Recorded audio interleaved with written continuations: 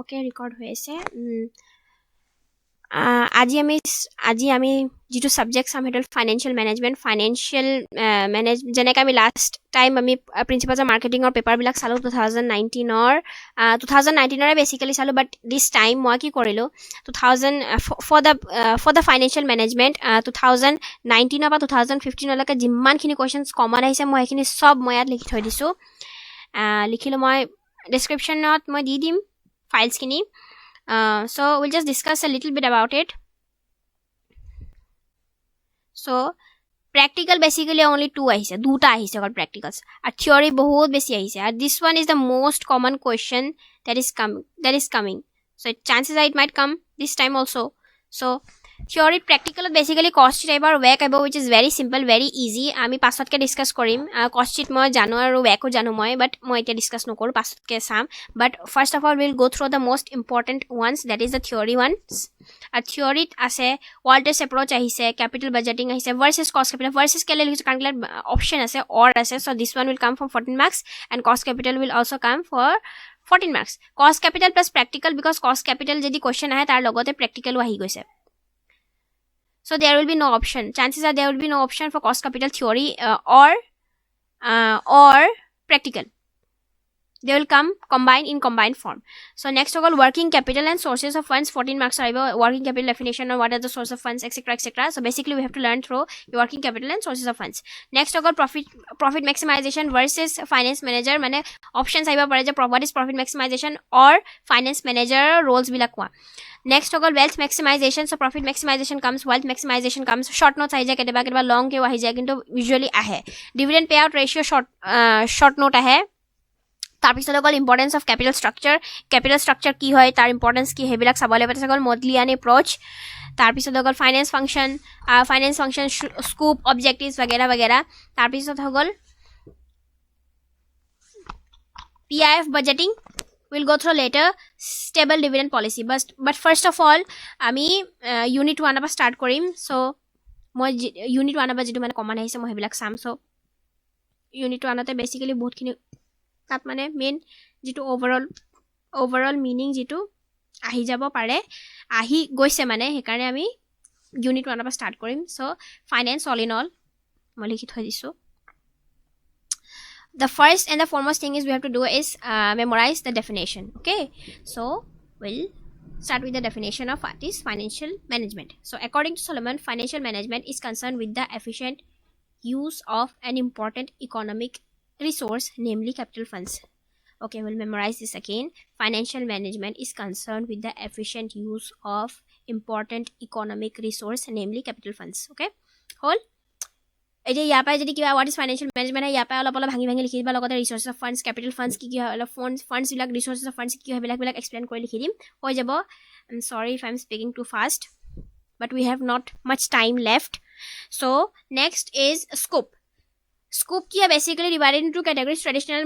ট্ৰেডিশনাল কি আগতে কি কৰিছিলে যেতিয়া আমাক ফান্ডছৰ দৰকাৰ হৈছিল তেতিয়া আমি ইউজ কৰিছিলো মানে যিবিলাক বিজনেস কনসাৰ্ন আছিল they only use the funds when ever they wanted নহলে মানে ইউজ নকৰিছিলে ফাৰ্স্ট তাতে মানে নিজৰ যেটো প্ৰফিটছ পৰা যিখিনি পাইছিলে হেটো তাতে ইউজ কৰিছিলে so that's very old fashion আজিকালি হেটো নহয় we will study the modern approach so basically exam of modern approach or লগতে related scopes খিনি আমি হেখিনি লিখিব লাগিব so the scope of financial management in case of the modern theory is classified into three parts that is investing financing and dividend decisions investing and financing investing ot ki ami kihat invest korim fixed assets invest korim keneke korim ki korim aru short term long term keneke aru long term keneke ami invest korim so that is related to the investing decisions and financing decisions hogol ami sources of finance ami kobalam shareholders ne board lam ami shareholders palam ne board funds lam third hogol in dividend decisions hogol mane ami profit palo ami dividends distribute kori dim na ami as a retained earnings rakhim so that's basically it aru investing ot ki ami investing aru bohala pohim so investing ot ki hoy jikhini fixed assets or logot related jikhini decisions rakhini capital budgeting kwa in financial management literature he fixed assets or logot jikhini ami decisions loa hobo hekini ke capital budgeting kwa hoy and the decisions related to the short term message is known as working capital decisions aru financing ot ki hol zoom koile solop So financing at ki hoy, the decisions are based upon the two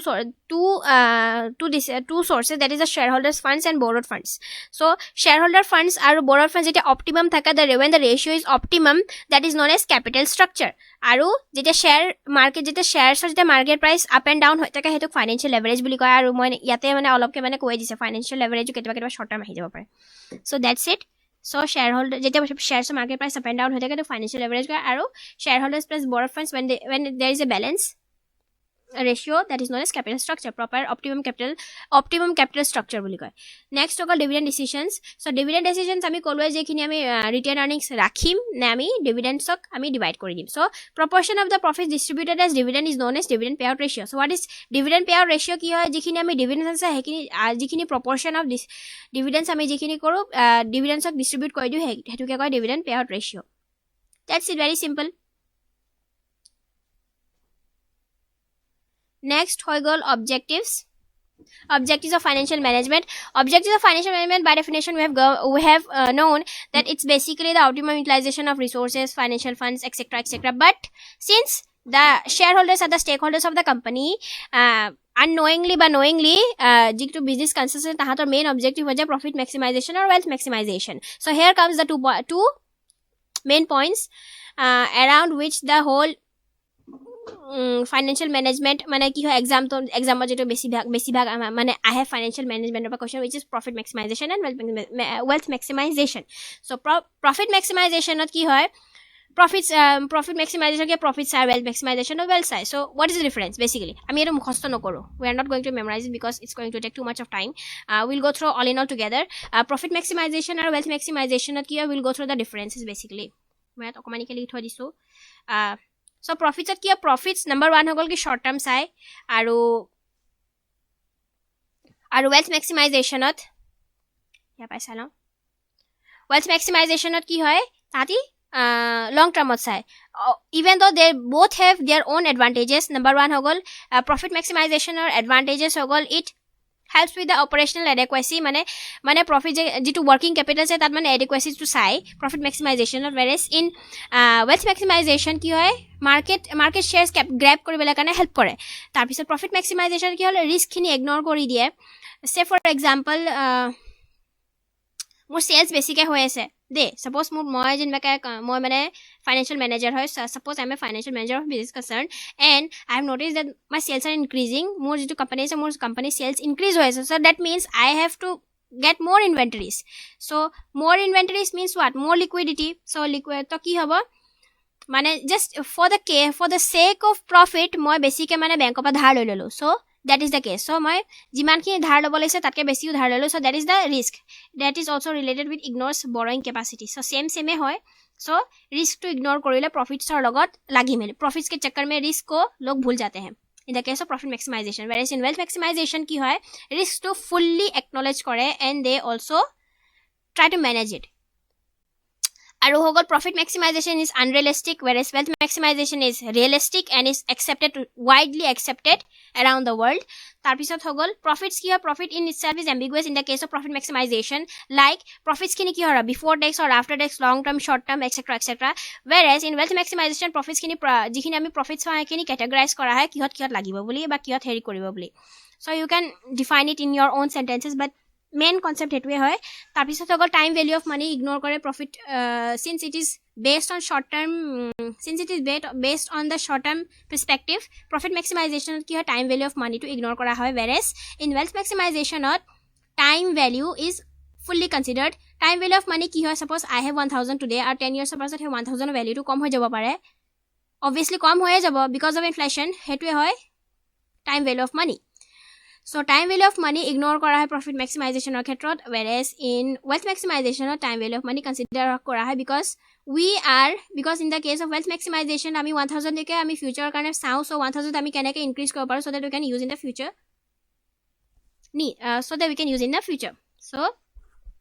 ignores borrowing capacity. Eto ma already kolwe je mor sales badhile jenibake suppose mor sales badhile moi dhar beshi ke lolu, so borrowing capacity to profit maximization ignore kore. Whereas wealth maximization ki kore borrowing capacity to fully understand kore.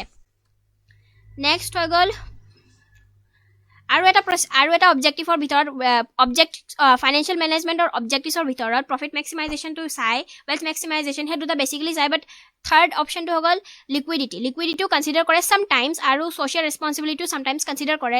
That one you can right by your own side but মই লিকুইডিটিটো focus কৰিম লিকুইডিটিৰ কেনেকৈ লিকুইডিটিটো হৈ গ'ল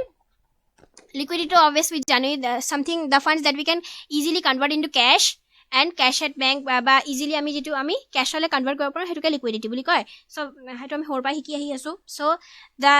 the case is there is often a clash between profit maximization and liquidity okay যেনেকৈ মই কলো liquidity so profits increase in the profit doesn't mean that there is always increase in liquidity so suppose যেনেকৈ মই কলো sales বাঢ়িলে ইনভেন্টৰিজ কিনিবলৈ কাৰণে মোৰ কেশ বেছিকৈ লাগিব চ'